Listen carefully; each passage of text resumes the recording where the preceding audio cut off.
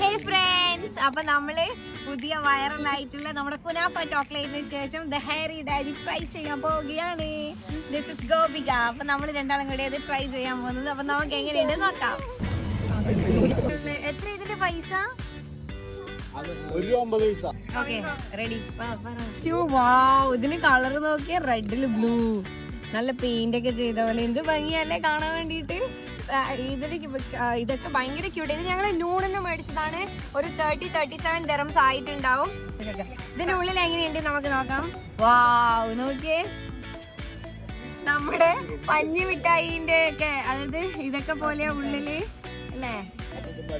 അതന്നെ cotton candy. അടിപൊളി.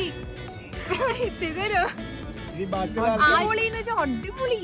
അപ്പം എല്ലാരും മേടിച്ചിട്ടൊന്ന് ട്രൈ ചെയ്യാം.